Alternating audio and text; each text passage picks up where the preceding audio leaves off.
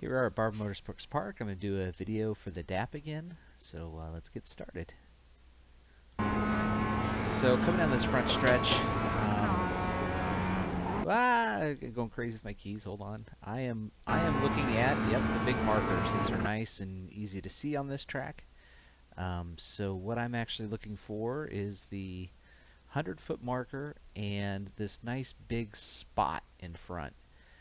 So about here is where I will do a downshift to fourth if I'm in fifth.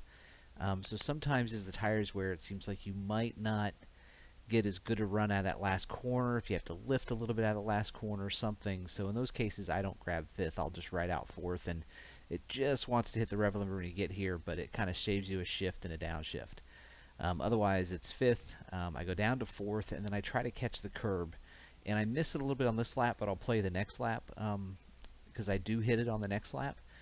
So you'll see, but I like to try to get really close to this curb and even touch it a little bit. So all the way down, track out, and you should be able to get on power and get all the way out to this, the right side of the track here. Hitting the grass here, you want to get back on if you can before you get the brakes, if you do get to the grass.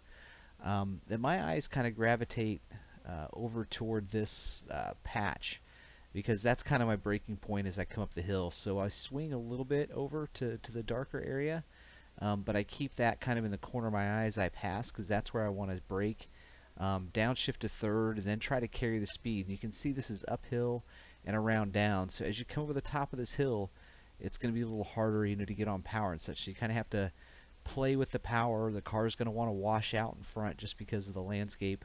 So you want to kind of see when you can get on power, and then it's on power and tracking out again. So we'll keep going through there. So down to third, hugging kind of that black line. Then I'm trying to kind of hug the white line as much as I can, and there's a curb that's coming up down on the inside. So there's a point at which I'll know that I can get on power safely, and it's usually toward the beginning of the curb or toward this kind of end where it kind of points there. So that's about where I know I should be able to get full power, and you can see that's where they track out, and that's where I track out over to this other side. So from this point, it's kind of a continual arc. You want to kind of use the least amount of steering you can as you kind of go through this arc, because you just keep that same arc up the hill and then toward the inside of the next corner. So full power, touch that curve, and just keep that arc and continually kind of unwind the wheel and then just kind of let it get back to the right hand side. So now we're coming down, and you can see this has a nice crest to it over the top of the hill, but we're looking at this 100-foot marker. That's where I want to get my brake. And it's pretty heavy braking as you come over this hill, and it doesn't seem to want to lock up on you. But you've got to get down to second gear, and you've got to resist the urge to turn in too early. That's my tendency, is to turn in too early, because you kind of want to double apex this. This is a little bit like Laguna Seca's turn 1, turn 2. So I like to clip and stay inside, little swing out in the middle of it, and then clip the other one on the way out, and you can push out pretty wide then on the exit. And again, it's kind of like as you get to that second curb, you want to unwind the wheel, let it float out, and then just kind of keep that little bit of turn in to get yourself back to the left side of the track. So we'll see how I did with it here. Down to second gear, get in there, clip and unwind and out. Get a little oversteer even on that exit. You want to carry the speed all the way down this straight. So again, all the way down to, yep, you guessed it, the 100-foot mark. So again, we have a 100-foot mark board in this into the curb. You can kind of get between there. You just kind of have to judge how your braking is, because you don't want to overshoot this corner. So you want to make sure you can kind of get as close to this one as you can, so you can go over the next one a little bit. It's not, you can't get over it too much. It seems to like free up the car too much in terms of braking. You don't get as much braking force. So you need to barely clip them, get on the brakes down to second, and I go down to second. You can do it in third. I'm just better in second, so I get it down to second, and then I just start accelerating again and then get back to third as quick as I can. So let's get down in here and see if we can see what it is. So to the one, try to barely clip. Now it's heavy on the brakes. I can get on the power, just a goose of a power, then heavy on the brakes and down to second. And you're just kind of straight lining through here as you come down this hill and trying to turn and brake, get my braking done by this over this little crest right here. Now once I'm in second, I will be in second for a short period, right back to third and tracking all the way out to the other side.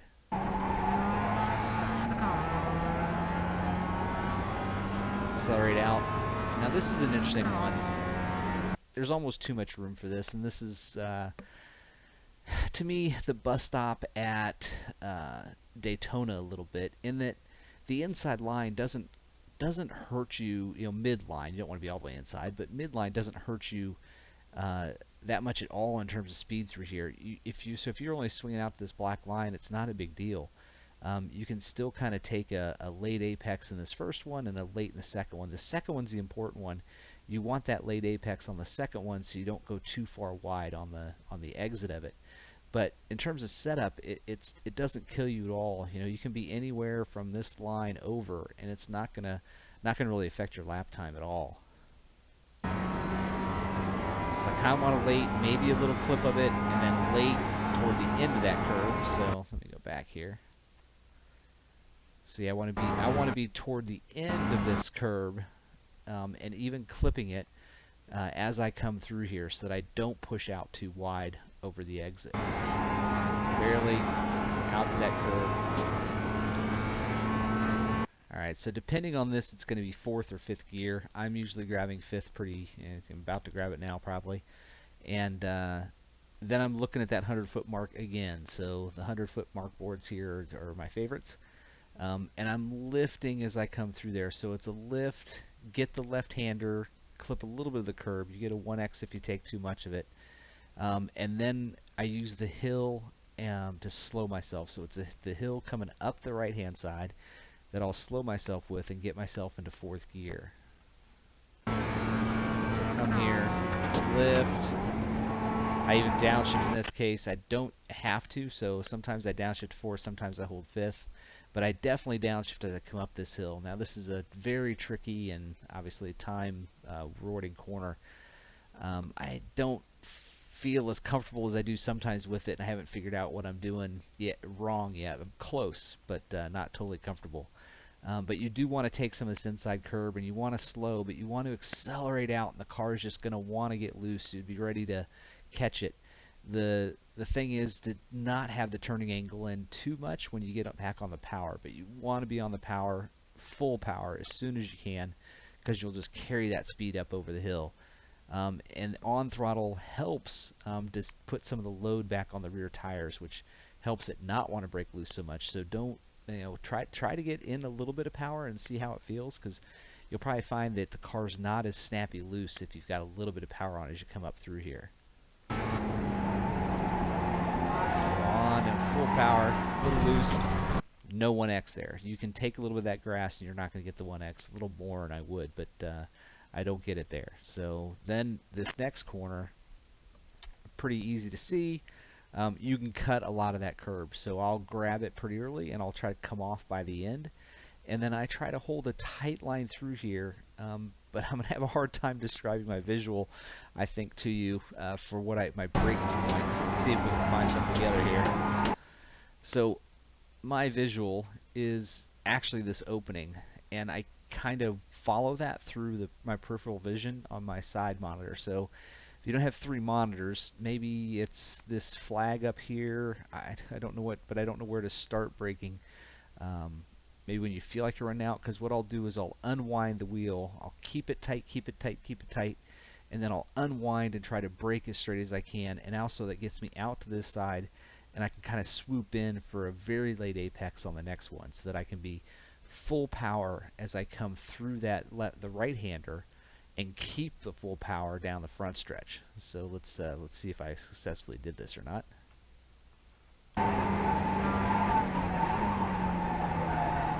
You can see how I unwind just a little bit there as we're coming through, because I want I want to be able to brake the car, and if I brake with too much steering angle, and so see how I'm straight in the wheel there. So that instant I straighten is when I'm going to get on the brakes and try to slow it down, and then I can let it go wide and turn in. So I'll turn in and try to get down and catch some of this curb, but stay really far right so that I can be on power and make this left-hander on full power. There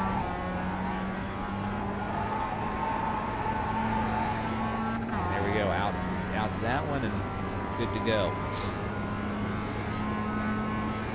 So once again, I'll play this lap. Oh, actually, I want to play this for you. So let me play this first corner because I think I get it right on this next lap. Actually, I can probably just play this next lap because it's within a tenth, I think, of the lap I just did. So that was a, let me look and see what that was. So that was a 137.4. The next one's a 137.5. So we'll just play that one. Let's see how bad it was.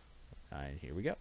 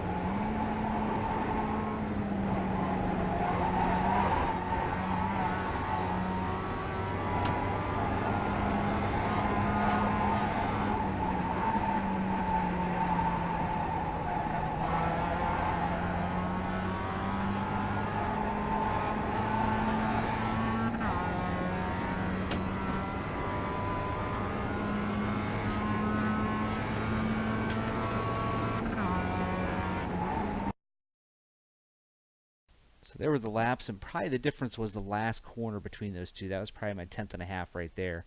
Because I had to lift on that last corner because I knew I was going to get wide. So if I know I'm going to go wide and you hit that grass on the outside, the car will snap around. I've been in the Armco, I think, on both sides. I've seen other guys there too. So yeah, if you know you're not going to make it, they feel like you're cooking those front tires a little bit, just back out just ever so slightly. You don't have to get fully off power, just a little bit off power so you can make that corner. So, and that's it. Any questions? I'll probably still do a DAP room so you can ask me any questions, but hopefully this video helps you guys. Thanks.